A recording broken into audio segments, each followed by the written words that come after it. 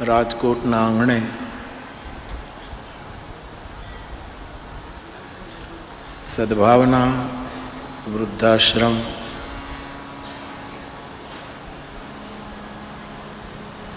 નું આયોજન માનસ સદભાવના છઠ્ઠા દિવસના સંવાદમાં પ્રવેશ કરે છે ત્યારે પુનઃ એકવાર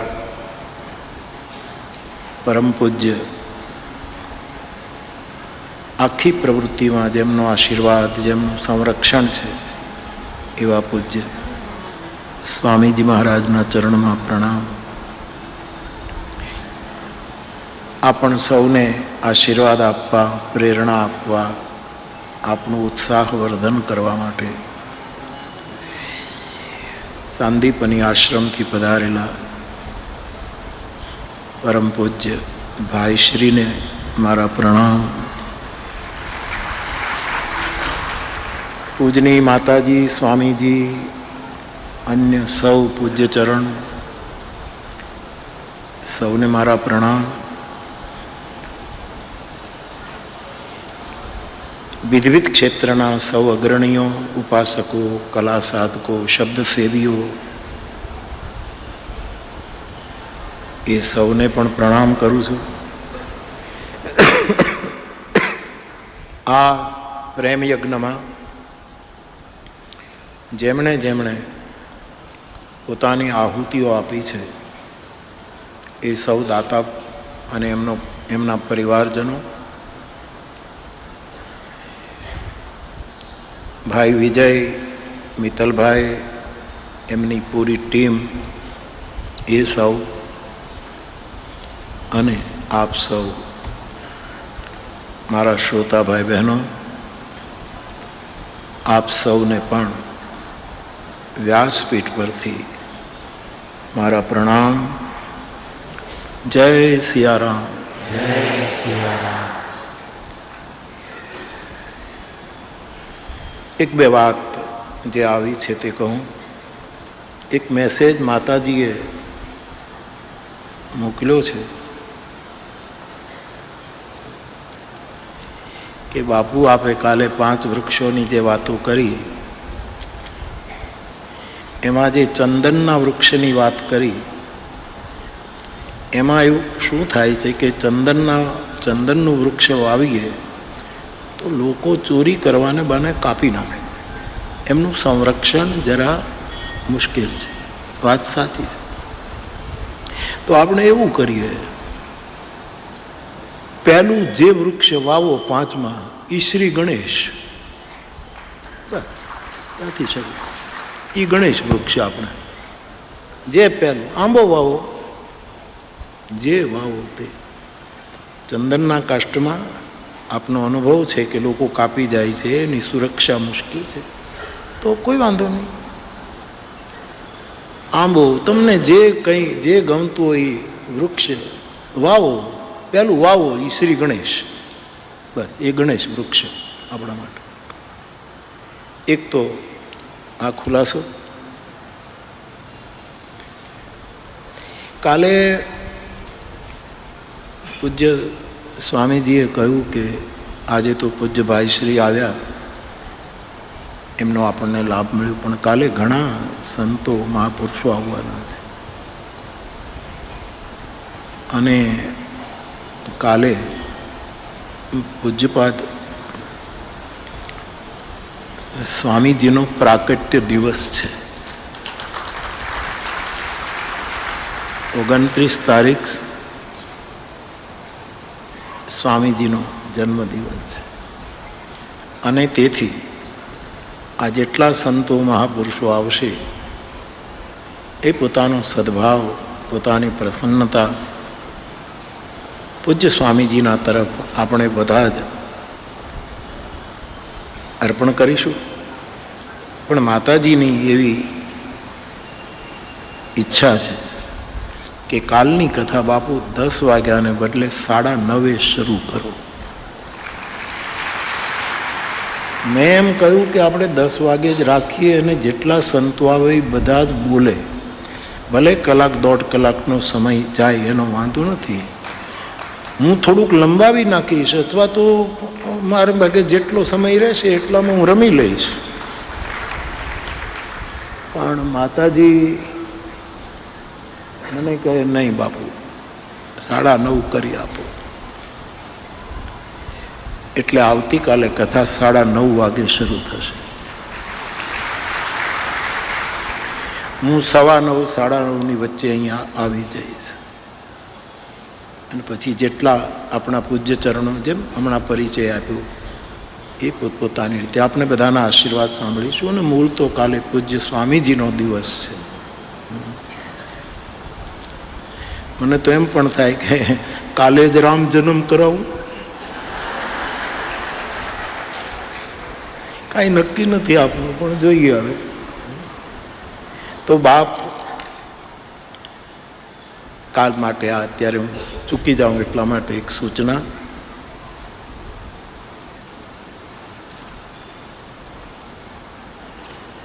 નદીના સંગમે પર્વતની ગુફામાં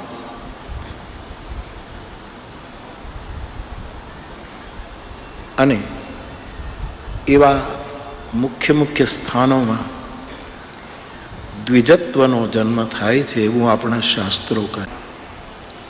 એક ધીરુભાઈ લોહાણા હતા, એને ત્યાં ઉતરતો હતો તો દક્ષિણામૂર્તિ જો સ્તોત્ર છે એમાં ગુરુ મૌન છે, શિષ્યો પ્રૌઢ છે અને એક વૃક્ષ છે, વટવૃક્ષ, અને ગુરુ કંઈ નથી બોલતા અને શિષ્યોના સંશયો ક્ષીણ થઈ જાય છે. મૌન પ્રવચન. તો ત્યાં પણ વૃક્ષનો મહિમા છે. આપણા વેદમાં આરણ્ય નહીં નામનું એક સૂક્ત છે.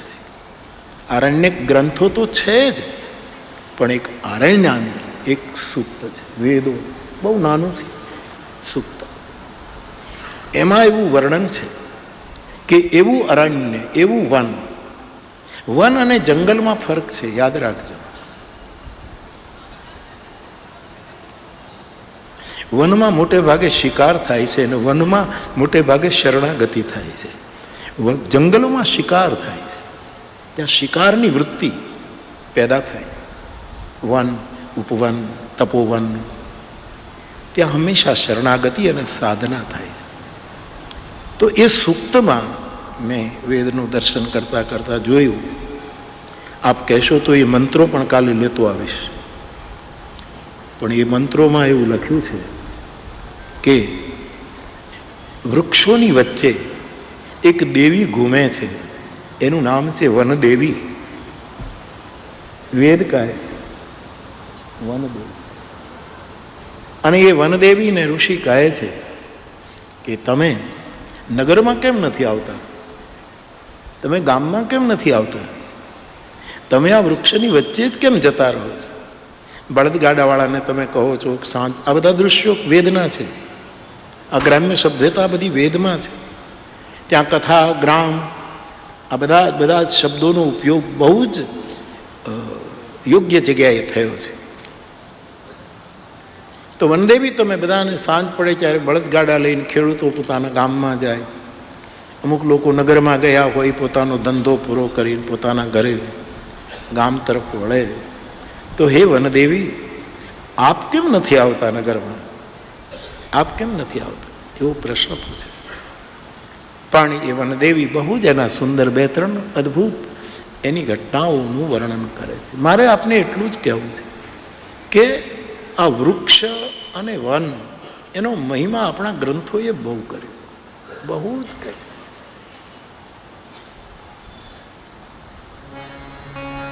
માં જાનકી બોલ્યા રામચરિતમાનસમાં,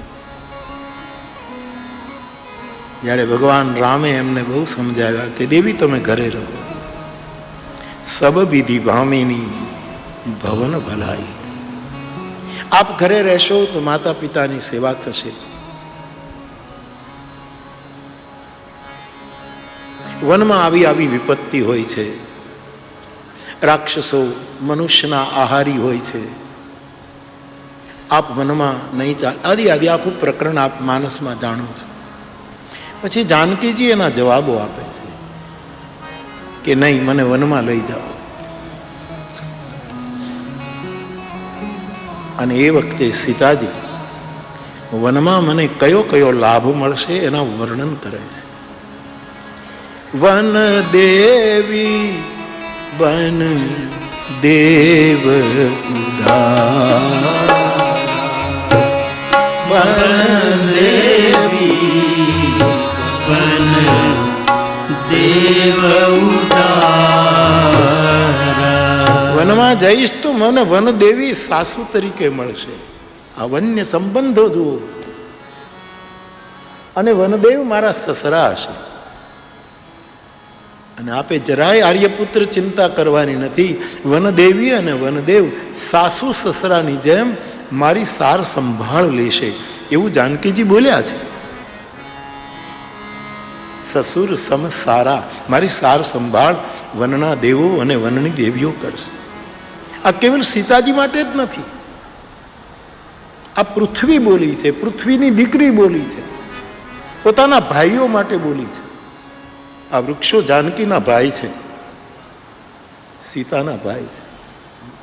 વૃક્ષ વાવો ત્યારે સીતાનું સ્મરણ કરીને વાવજો, અને એક નાડા છડી બાંધજો વૃક્ષને કે આજ જાનકીજી એના ભાઈને રાખડી બાંધી રહી છે. આજ વૃક્ષને નાડા છડી, આ રક્ષાબંધન છે. આવો ભાવ પ્રગટ કરજો. અનેક રૂપે દર્શન કરી શકાય કોઈ સૂત્રનું. આ વ્યાપકું એકું બ્રહ્મ અવિનાશી સતચેતન ઘન આનંદ રાશિ. પણ એની સાથે પછી બીજા પ્રસંગની પંક્તિ તલગા જરડાએ જોડી દીધી, જીને જીનકે રહી ભાવના. આ બધાનું દર્શન જેને જેવી ભાવના હોય એવું થઈ શકે છે. તો સીતાજી ના વૃક્ષો ભાઈ છે. તો વનદેવીનો ઉલ્લેખ ગોસ્વામીજી માનસમાં આ વેદનું એને અવાજ આવ્યો હશે, વનદેવી શબ્દને ત્યાંથી ઉપાડીને પોતાની રીતે અહીંયા મૂક્યો છે. તો વૃક્ષોની સાથે આપણું બહુ જોડાણ છે. વૃદ્ધોની સાથે થોડુંક જોડાણ તૂટ્યું, અને આપણે જોડાણ તૂટે છે એમાં બે મિત્રોનું જોડાણ તૂટે તો એને આપણે છૂટાછેડા નથી કહેતા. બાપ અને દીકરો જુદા પડે તો છૂટાછેડા નથી કહેતા. ભાઈ અને ભાઈ જુદા પડે તો છૂટાછેડા. આ છૂટાછેડા જેવો થોડોક ન ગમે એવો શબ્દ ખાલી પતિ પત્નીમાં જ આવ્યો. હજી આવી સંસ્થાઓ છે, આવા આશ્રમો છે, આવા સાધુ સંતો આપણી પાસે છે. એટલે હજી આપણને વન્ય સંસ્કૃતિ અને વૃદ્ધો અને વૃક્ષોથી છૂટાછેડા નથી થયા. એ છૂટાછેડા ન થાય એના પહેલા જાગો, એના પહેલા જાગવાની. આપણે એનાથી પ્રકૃતિ, મેં ગઈકાલે કે સભ્યતા જ્યારે સંસ્કૃતિની નજીક નથી જતી ત્યારે સભ્યતા બહુ ભયંકર પરિણામ, સભ્યતાના નામે બહુ ખોટા પરિણામ ઇતિહાસોમાં આલેખાયા. એને સંસ્કૃતિની સાથે, સભ્યતાએ સંસ્કૃતિના વૃક્ષની સાથે વેલની જેમ વળગી રહેવું જોઈએ. પ્રીત કેરી રીત વળગતી વેલને પૂછો. કોઈએ ગુજરાતીમાં બે પંક્તિ લખી, પ્રીત કેરી રીત વળગતી વેલને પૂછો. મોરના આંસુની કિંમત પેલી ઢેલને પૂછો. આવી પંક્તિ કોઈએ કહી છે. અને વેલ શબ્દ તુલસીદાસજીએ વૃક્ષની વંદના કરતા, વૃક્ષનું તત્વચિંતન આપતા એમણે વેલ શબ્દનો પણ પ્રયોગ કર્યો છે. ધીરે ધીરે ત્યાં લઈ જાઓ તો વેદમાં આ વૃક્ષોનો મહિમા એમાં એમ છે સાહેબ કે ઋષિમુનિઓ, તપસ્વીઓ, સાધકો, વાનપ્રસ્થો હોય કે સંન્યાસીઓ હોય, એ બધા જ વેદ ભગવાન કહે છે કે વૃક્ષ અને વેલના ઘર બન્યા છે, એના મંદિર બન્યા છે. પાંડુરંગ દાદાને આ વૃક્ષ મંદિર શબ્દ ત્યાંથી પણ પ્રગટ્યો હોય અથવા તો પોતાની ચેતનામાંથી પ્રગટ્યો હોય. પણ આ અરણ્યોમાં વૃક્ષ અને વેલો દ્વારા વૃક્ષ મંદિર એક ઘર બને છે અને એમાં ઋષિમુનિઓ તપ કરે છે. એવું વેદ પોતાની રીતે સંકેત કરે છે. હવે પ્રશ્ન એ આવે છે કે તપ કરે છે એટલે કયું તપ? ગઈકાલે 2-4 ચિઠ્ઠી મળી, એમાં પણ એક યુવાને પૂછેલું કે બાપુ વ્રતની તમે તો વાત કરી કે ધૈર્ય વ્રત, સંયમ વ્રત, મૌન વ્રત, સત્ય વ્રત આદિ આદિ જો આપણે કરી શકીએ થોડું ઘણું, એવી મેં આપને વાતો કરી. પણ એક યુવકે એમ પણ પૂછ્યું કે તપ એટલે શું? અને આજે વેદના આ દર્શનમાં જ્યારે વૃક્ષના મંડપમાં, વૃક્ષ મંદિરમાં, લતા મંડપમાં ઋષિમુનિઓ તપ કરે છે, તો એ તપનો અર્થ આપણે આજના દેશ કાળ અને પાત્રાનુસાર કયો કરવો? ત્યાં તો કેમ કે શાસ્ત્રમાં શું છે, પ્રગટ અપ્રગટ સત્વ તત્વ મૂક્યું હોય છે. પ્રગટ તો આપણે વાંચી લઈએ ને આપણી રીતે, પણ અપ્રગટ સત્વ તત્વ એ ગુરુમુખી ન થાય ત્યાં સુધી થતું નથી. એ રહસ્ય ગુરુમુખ દ્વારા ખુલે છે. તો જ્યારે બધા પૂછે કે ભાઈ તપ એટલે શું, તપના થોડાક ઉદાહરણો હું ને તમે થોડુંક સમજી શકીએ એટલા માટે, આપના માટે નહીં, હું તો મારા માટે એનો રિયાઝ કરું, એનું પાકું કરું મારા માટે. તપ એટલે શું ચિમનભાઈ? તપ એટલે એક તપનો અર્થ જે ઋષિમુનિઓ ત્યાં કરે છે, વૃક્ષ મંદિરની છાંવમાં બેસે. તપ એટલે મારા યુવાન ભાઈ બહેનો, મારી રામપ્રિય રાજકોટની જનતા, તપની પહેલી વ્યાખ્યા એ છે કે સાચા હોઈએ તો પણ હસતા હસતા સહન કરી લેવું, એ તપ. આપણે સાવ સાચા હોય પણ મોઢું ચડાવીને સહન ન કરી લેવું. ઘણા લોકોને ગુસ્સામાં કે હા તમે કીધું કરશું લો, એમ ખીજમાં નહીં, હૃદયથી હસતા હસતા સાચા હોઈએ તો પણ સહન કરવું. એક શેર છે, ઓસમાન ગાય છે કે इश्क की वो भी एक मंजिल थी, इश्क की वो भी एक मंजिल थी, हर कदम पर फरेब खाया गया, हर एक कदम पर છેતરાવવું પડે. એટલે આપણે સાચા હોઈએ તો પણ, અને સાચા હોય તો મોઢું ન બગાડાય. સાચો તમે સાચો માણસ છે કેમ, એના ચહેરા ઉપર હાસ્ય હોય તો સમજવાનું કે આ સાચો છે, નહીંતર એ ભલે કહેતો હોય હું સાચું જ બોલું છું, પણ મોઢા ઉપર જો પ્રસન્નતા ન હોય તો સમજવાનું હાવ ખોટો છે. આપણે સાચા હોઈએ તો પણ હસતા હસતા સહન કરવાનો સમય આવે તો એ તપ છે. એક આપણી ભૂલનું આપણે પ્રાયશ્ચિત કરી દઈએ કે ભાઈ અમારી ભૂલ થઈ ગઈ છે, અમે થોડો અન્યાય કર્યો, અમે તમને થોડાક નડ્યા, અમારાથી તમને નુકસાન થયું. આપણે ખુલાસો કરીને, માફી માંગીને થોડુંક પ્રાયશ્ચિત કરી દઈએ, એ તપ છે. એ તપ છે. આવું કરી શકાય મારા જુવાન ભાઈ બહેનો, આવું કરી શકાય. આમાં કાંઈ બહુ શરમાવા જેવું નથી. લાઠીના પાદરમાં જઈ અને ભગવાનજી દાદાના ગામના રામજી મંદિરના બહાર ઊભા તમે આમ નજર કરશો તો કલાપીનો અવાજ આવશે કે હા પસ્તાવો વિપુલ ઝરણું સ્વર્ગથી ઉતર્યું છે અને પાપી તેમાં ડૂબકી દઈને પુણ્યશાળી બને છે. પ્રાયશ્ચિત એ તપ છે. કરેલી ભૂલની માફી માંગી લેવી, બસ વાત. આપણે કયા ખેતરનું મૂળો, જેને આવેશા અવતાર શાસ્ત્રોએ કહ્યો એવા અમારા પરશુરામજી ક્રોધનો અવતાર, બાલ બ્રહ્મચારી અતિ ક્રોધી. એને જ્યારે ભૂલ સમજાણી ત્યારે એને ક્ષમા માંગી, પ્રાયશ્ચિત કર્યું.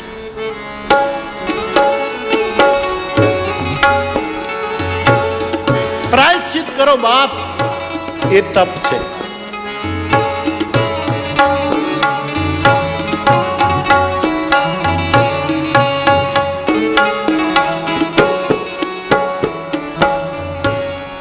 અનુચિત બહુત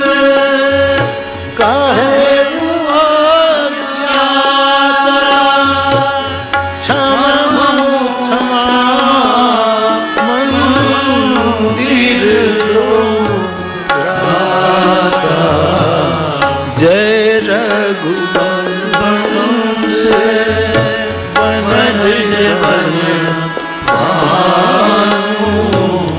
ગહન ધનુજ કુલ દહન કૃષા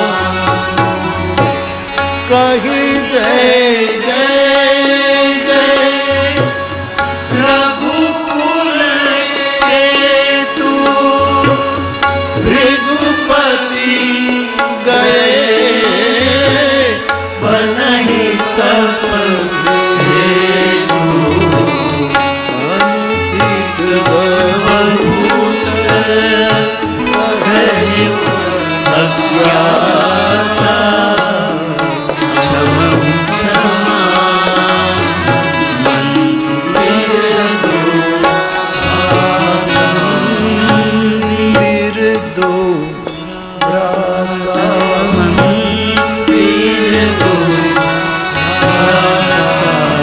પ્રાયશ્ચિત એ તપ છે બાપ. ત્રીજું તપ પરમાત્માને પ્રાપ્ત કરવાની એક ભીતરી તીવ્રતા એ તપ છે. દિન પરીક્ષે નીલ કુંતલે ક્યારે સાંજ પડશે, ક્યારે ગોચરણ કરીને ગોવિંદ પાછા ફરશે, એના ચહેરા ઉપર ગાયના ખરીની ધૂળ ઉડેલી ચોંટી હશે એ દર્શન કરવા માટે ગોપીજનોની જે હૃદયની તત્પરતા છે એ તપ છે. પ્રિય તત્વને પામવા માટે, સત્યને પામવા માટે, પ્રેમને પામવા માટે અને કરુણાને પ્રાપ્ત કરવા માટે સાધકના મનમાં ઉઠેલી તત્પરતા એ તપ છે. એક ચોથું તપ મારે ને તમારે, આપણે સંસારી છીએ સાહેબ, આપણે કાંઈ પંચધૂણી તાપવા બેસી નહીં શકીએ. હિમાલયમાં આપણે હાડ નહીં ગાળી શકીએ, કાશ્ય જઈને કરવત નહીં મેલાવી શકીએ, પ્રયાગમાં જઈને અક્ષયવટની ડાળ પકડીને કૂદકો મારીને મુક્તિનો માર્ગ નહીં પકડી શકે. આપણું કામ નથી. આપણા તપ આવા હોવો જોઈએ સાહેબ. અને આવા થોડાક તપ ભદ્રાયુભાઈ યુનિવર્સિટીઓએ શીખવવા જોઈએ. આવો શબ્દકોશ કેમ નથી લાવતા આપણે, જે જીવનનો શબ્દકોશ છે? વચ્ચે વચ્ચે આવા, અથવા તો અમુક અમારા મહાપુરુષોને વિઝિટિંગ પ્રોફેસર તરીકે બોલાવવા જોઈએ. આવા મહાપુરુષો જે છે આ બધાને બોલાવવા જોઈએ એનો સમય લઈને. મહિનામાં 1-2 પીરિયડ જેણે સાધુતાને જેણે શોભાવી હોય એવા મહાપુરુષોને બોલાવી અને એની પાસે આ સ્કૂલ કોલેજમાં આપવું જોઈએ. એમાં કઈ ધર્મ નિરપેક્ષતાની વાતને તકલીફ થાય? કઈ તકલીફ થાય? આવું થવું જોઈએ. કાશીની યુનિવર્સિટીમાં માલવિયાજી, ભારત રત્ન માલવિયા, મદન મોહન માલવિયાજીની યુનિવર્સિટી, हमारे राम कथा के एक समर्थ गायक, राम कथा के आकाश के एक बहुत तेजस्वी नक्षत्र साकेतवासी पंडित राम किंकर जी महाराज विजिटिंग प्रोफेसर था. हिंदू यूनिवर्सिटी में जाई अने विद्यार्थियों ने संबोधन करता था.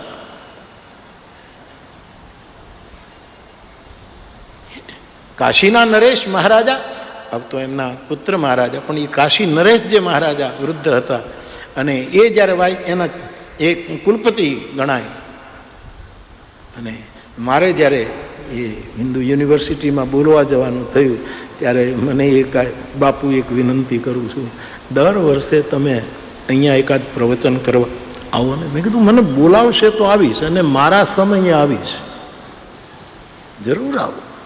અમારે બીજું કરવાનું શું છે? ઈશ્વરે અમને એટલા બધા નિવૃત્ત કરી દીધા છે બધી બાબતોમાંથી, એટલે હવે અમારે પ્રવૃત્ત રહેવું છે. કારણ કે અમારે કાંઈ કરવાનું રહેતું નથી, કશું, બધું જ આનંદ, કાંઈ લેર છે. રામકથા એને રોજ દિવાળી અને રંગના ટાણા રે, આવું છે. અમારી નહીં, અમે તો વ્યસ્ત હોઈએ, અમે ન પણ જઈ શકું, પણ ઘણા મહાપુરુષો એવા છે કે જેનો લાભ લેવો જોઈએ. સ્કૂલ કોલેજોએ યુનિવર્સિટીઓએ એનો લાભ લેવો જોઈએ. સાહિત્યકારો જે વિદ્વાન હોય એનો લાભ લેવો જોઈએ. કવિતા શું કહેવાય એનો એક પીરિયડ રાખવો જોઈએ. સદવિચાર શું છે, આ વૃક્ષો શું છે, આ વૃદ્ધો શું છે, આવી પ્રવૃત્તિ શું છે. હું તો આ ઠીક છે અહીંયા વિજયભાઈ ને મિતુલભાઈ ને મિતુલ મને હું આ જાઉં ત્યાં સુધી એક વખત નામ પાકું થઈ જાય ને તો એ બસ મિત્તલભાઈ આ બધા છાપામાં આવે છે બધી પહેલે અને છે. આમાં શું છે, આમ કહેવાય શું છે કે સદભાવના વૃદ્ધાશ્રમના લાભાર્થે આ કથા છે. બરાબર છે, લાભાર્થે અમે કેટલી કથાઓ કરી છે કે કોઈ સંસ્થા કોઈને લાભ મળે તો અમારે તો બીજું કામ શું છે. પણ મારી દ્રષ્ટિએ આ સંસ્થાના લાભાર્થે કથા નથી, આપણા શુભાર્થે કથા છે. આપણું શુભ થાય એટલા માટે કથા. આપણે હંમેશા લાભ જ જોઈએ છે અને બધા લાભ સારા નથી હોતા સાહેબ, પણ નાનકડું શુભ હંમેશા લાભદાયક હોય છે અને મોટા મોટા લાભો પણ જગત માટે શુભ ન. એટલે આ કથાને તો હું આમ એને ફેરવી નાખું. આ કથા લાભાર્થે નથી વિજય, આ કથા સૌના શુભાર્થે છે. સર્વે ભવંતુ સુખિનઃ સર્વે સંતુ નિરામયા. આ શુભાર્થે, સમાજના શુભાર્થે, વૃક્ષોના શુભાર્થે, વૃદ્ધોની સેવાના શુભાર્થે. દાતાઓને અવસર મળ્યો.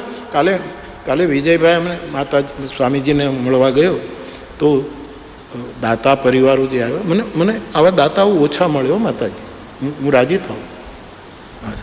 એક બે દાતાઓ તો એવું બોલ્યા, વિજયભાઈને એવું કીધું કે તમારે પૈસા ભેગા થાય પણ હજી દાતાઓ એ પૈસા પહોંચાડ્યા ન હોય અને તમારે 10-15 કરોડ રૂપિયાની જરૂર પડે તો વગર વ્યાજે તમે અમારી પાસેથી લઈ જાજો અને તમારે ભેગા. આવું બહુ ઓછું દેખાય છે સાહેબ, આવું ઓછું દેખાય. અને 1 કરોડ રૂપિયા આપે અને પછી પાછા એમ કે હજી બીજા 3 કરોડ ભેગા કરી દઈશું. આ એક બહુ, કારણ કે એમાં આપનારનું આવા સંકલ્પ કરનારું, એટલે આ લાભાર્થે નથી, શુભાર્થે છે. બધાનું શુભ થાય. સર્વે ભવંતુ સુખિનઃ સર્વે સંતુ. તો હું આપને કહી રહ્યો છું કે આ બધા તપ છે. પોતાના પ્રિયને, પોતાના લક્ષ્યને પામવા માટેની એક તીવ્રતા એ સાધુનું તપ છે. આવી તપની વાતો વેદના એ અરણ્યમાં ઋષિમુનિઓ બેસી અને વૃક્ષના મંદિરમાં બેસીને આવી વાતો કરતા હતા. એ તપ છે. એક ઓર તપ,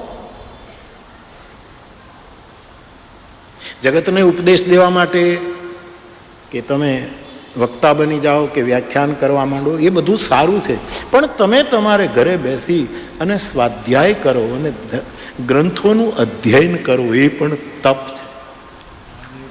તપ સ્વાધ્યાય નિરતા, આ તપ છે સાહેબ.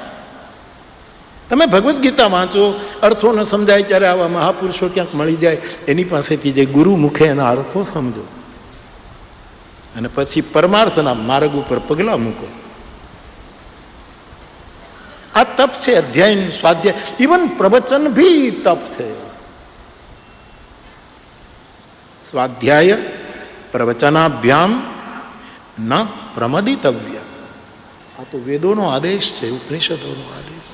આ તપ છે.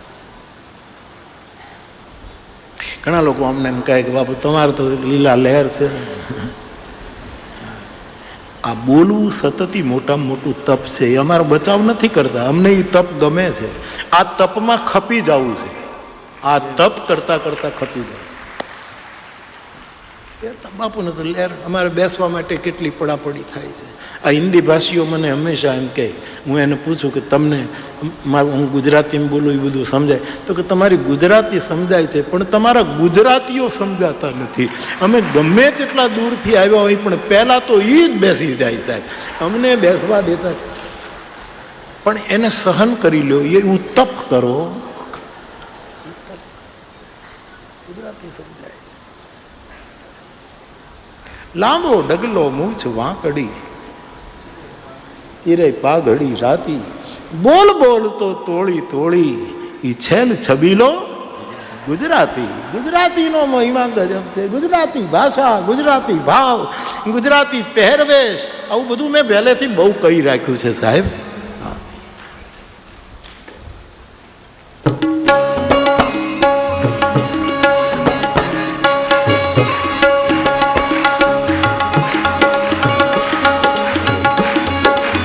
અને મને આમાં આખી પંક્તિ તો ગુજરાતીના વેશનો કર્યો, લાંબો ડગલો, મૂછ વાંકડી ને વાંકડી મુકરાય અને શિરે પાઘડી રાતી. પણ મને એક ગમે ગુજરાતીની કાર, બોલ બોલ તો તોળી તોળી.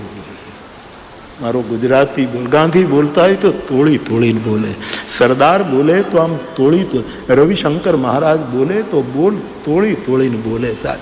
બોલ બોલ તો તોળી તોડી. આ છે છબીલો. તન નાનું પણ મન મોટું, શરીર ભલે નાનું હોય કદમાં પણ મન બહુ મોટું. કેવા ગુજરાતીઓ જે દાન કરી રહ્યા. સ્વામીજી આપે પણ આપણી સાધના સ્વાધ્યાયને અધ્યયનને થોડુંક આમથી આમ કરી અને છેક દુબઈ સુધી ગયા અને આ બધાને પોતાનું જે મૂળ કાર્ય છે એને એક બાજુ રાખી. આ પણ એ જ ભાગ છે. આપે બહુ આ બધું બહુ મોટું કામ કર્યું. મને વિજયે કીધું કાલે કે બાપુ 50 કરોડ રૂપિયા આવી ગયા છે, પણ ભૂલતા નહીં એમાં 3 કરોડ ને 60 લાખ તો મારા ફ્લાવર્સના છે. આજે છેલ્લો આંકડો જે છે. એટલે મારો કહેવાનો અર્થ એ છે બાપ કે આ તપ છે. મેં યુવાનોને એટલું જ કહું કે તમે રોજ કોલેજ જાઓ, જ્યાં જાઓ, તમે જે આનંદ કરો, મોજ કરો, સંસ્કાર ન બગડે એવી ફિલ્મ જુઓ, સંસ્કાર ન બગડે એવા નાટક જુઓ, સંસ્કાર ન બગડે, ભારતીય સભ્યતા ખંડિત ન થાય એવા નૃત્ય કરો. કોઈ તકલીફ નથી. ખાવા યોગ્ય ખાઓ. હું રાજકોટને એ પણ વિનંતી કરું હજી 3 દિવસ રોકાવાનું કે વ્યસનો મૂકી દેજો. જ્યાં ત્યાં ન ખાવાના, નહીં ખાતા. જ્યારે બધા જ સંતોએ રાજકોટને રામમય કીધું છે તો પછી હરામમય ન થવાય. જે તે ન ખવાય સાહેબ. આપણે સનાતન વૈદિક સંસ્કૃતિના બાળકો છીએ, અમૃતના પુત્રો છીએ. આપણે ઝેર બીજા માટે પીવાય પણ ઝેરીલી વસ્તુ ખવાય નહીં સાહેબ. કેટલા વ્યસનો, કેટલું બધું ન ખાવાનું બધું.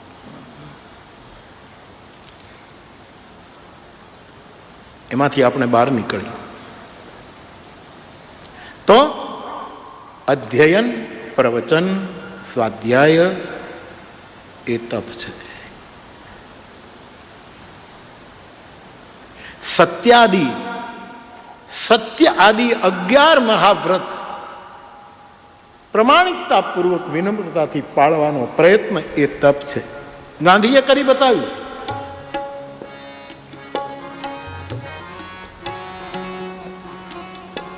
સત્ય, અહિંસા,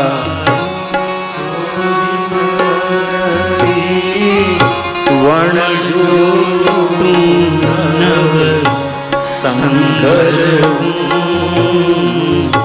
બ્રહ્મચર્ય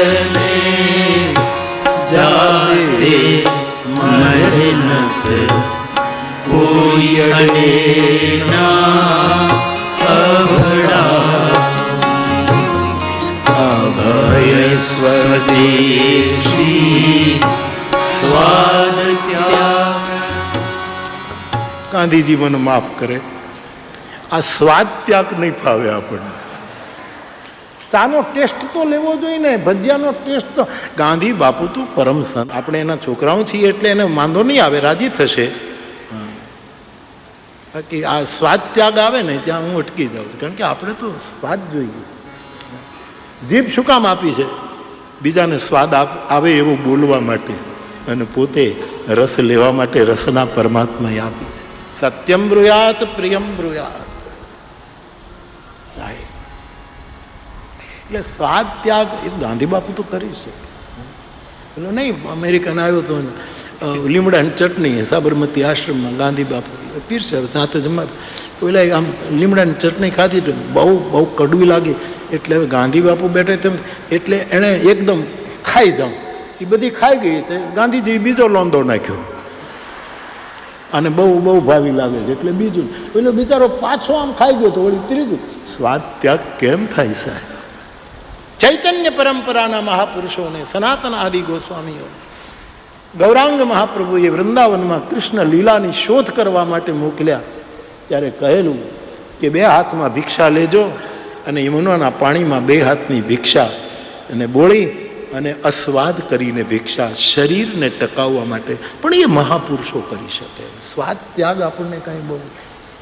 પણ મારે ત્યાં બીજો એક શબ્દ મારા માટે, આમ ગાંધીજીના ઓલામાં ફેરફાર ન કરાય, આપણને કોઈ અધિકાર નથી, પણ મારે એટલો મારા માટે ફેરફાર કરવો છે. હવે ગાઓ. સત્ય અહિંસા ચોરી ન કરવી, વણજો નવ સંઘરવું, બ્રહ્મચર્ય રે જાવે મહેનત, કોઈ અડે ના અભડા, અભય સ્વદેશી સ્વાદ ત્યાગ. હું મારા માટે પાઠ ફેરવી નાખું. અભય સ્વદેશી સ્વાર્થ ત્યાગને, સર્વધર્મ સરખા ગણવા, એ 11 મહાવ્રત સમજી. કારણ કે હું સ્વાદ છોડી શકતો નથી. ખોટી વાતો શું થાય? આપણે સ્વાદ જોઈએ. આ હિતેશને ઘરે હું બાબરામાં ગયો. મને કે બાપુ તમે આવો ને ક્યારેક તો આવો ને. આવો ને. હું ગઈ કે હું ચા બનાવું. મેં કીધું બનાવ. સાહેબ ચાય બનાવી એને મેં પીધી અને કીધું બધાને આપ, બધાને આપ, બધાને આપ. અને તારા બાપાને આપે એવું મેં કીધું. કારણ કે ખાંડ જ નાખવાની ભૂલી ગયો. હાવ ખાંડે નાખવાની ભૂલી. કાલે હકાને ઘરે એવું થયું. તારે ઘરે ખાંડ નહોતી, આટલા બધા નહોતી રહેતા, ઓછી નાખી હતી. સ્વાદ તો જોઈએ સાહેબ, સ્વાદ તો જોઈએ. મારા માટે જે સ્વાદથી મુક્ત થઈ જાય તો મહાપુરુષ છે. પણ આપણું એટલું બધું ગજું નથી. સ્વાર્થ ત્યાગ, સ્વાર્થનો ત્યાગ કરી અને બધાનું સન્માન કરવું, બધાને આદર આપવો. એ 11 મહાવ્રત સમજી સત્યાદિ મહાવ્રતોનું પ્રમાણિકપણે પાલન કરવું એ તપ છે. એ તપ છે. મને કહેવા દો, આપણે ત્યાં કેટલા યોગીઓ થયા અત્યારે છે. પૂજ્યપાદ રામદેવ બાબા આદિ કેટલા મહાપુરુષો છે, કેટલા યોગા કરાવે. અને તેથી તપની એક વ્યાખ્યા એ પણ આવી કે કોઈ ગુરુની પાસેથી પ્રાણાયામ વિદ્યા શીખીને તમે કુંભક રેચક પૂરક પ્રાણાયામ ગુરુના મુખેથી સાંભળીને કરો. એ તપ છે. પ્રાણાયામ એ તપ છે. એટલું જ નહીં, બહુ ભેગું થયું હોય ત્યારે ધીરે ધીરે બહુ જ આમ ફેલાઈ ગયા હોઈએ, બહુ જ વિસ્તરિત થઈ ગયા હોય અને પછી ધીરે ધીરે પોલા પથારા હંકેલવા, એને જેને પતંજલિ પ્રત્યાહાર કહે છે, એ પણ તપ છે. પોળા પથારા બહુ પાર થયા. હવે પંડે લેનો લે સંકેલી, કોટરે કાયાના બેલી ખળખળ્યા. કાળે ચાંપી રે સુરંગો, ખાંડા રે થયા કોઠા કાંગરા. કેવો આપણો ગુજરાતી શબ્દ આ ગીતમાં, આ શબ્દ છે. ડૂક્યા ઉધમાતી અંગો, ઉધમાતા અંગો જે એક વખત નજર કર ઝુર્રિયો પેશેબ કે સિમટે હુએ રૂખ પર. એક વખત તારું શરીર સફરજનની ચામડી જેવી તારી ચામડી હતી, સફરજન જેવી. નજર કર ઝુર્રિયા પર शेब के सिमटे हुए रुख पर, ये वो बिस्तर है जिस पर दम तोड़ा है तेरी दवानी ने. આજ તને કરચલીઓ પડી ગઈ છે, આજ તું એ થયો છે. બાપ તો પરિસ્થિતિમાં, આવી સ્થિતિમાં ધીરે ધીરે પછી પ્રત્યાહાર કરો. કેટલો કાંપો વાળવાનો યાર, કેટલો કાંપો વાળો. ગીતા તો સર્વારંભ પરિત્યાગી કહી દે, તમામ આરંભનો પછી હંકેલી લેવાના. સર્વારંભ પરિત્યાગી. અને તુલસીદાસજી અનારંભ કહે, અનારંભ અનિકેત અમાની. એક ઉંમર થાય પછી હંકેલવું જોઈએ સાહેબ, હંકેલવું. નહીતર શું થાય કે હંકેલો જ નહીં, ગાડી એટલી મોટી કરો ને તો કોઈ માથા ઉપર ચડાવનારું નહીં હોય, મુશ્કેલ ચડાવે. ધીરે ધીરે સંકેલવું. અમારા કાનદાસ બાપુ ગજબના સંતવાણી ગાય. હા, દ્વારકામાં એનો આશ્રમ. અને હું જ્યારે દ્વારકા જાઉં તો મારા માટે એ હંમેશા ખબર પડે એટલે સમીદના લાકડા તૈયાર કરે, સમીદ. અને એવા સરસ શેરડીની કાતળી જેવા ટુકડા કરીને મને મોકલે કે બાપુ તમારા યજ્ઞમાં. પછી હું એને મળવા જાઉં, વાત કરી. તો એક દિવસ હું ગયો અને મેં કીધું બાપુ હું તો 3-4 વર્ષે આવ્યો, પણ આશ્રમ તો બહુ મોટો કરી નાખ્યો તમે, બહુ જ મોટો કર્યો. આંખમાં આંસુ સાથે કાંદાત કે બાપુ વાળવાનું વધાર્યું, આ વાળવાનું વધાર્યું છે, આ બધું વાળવું પડે.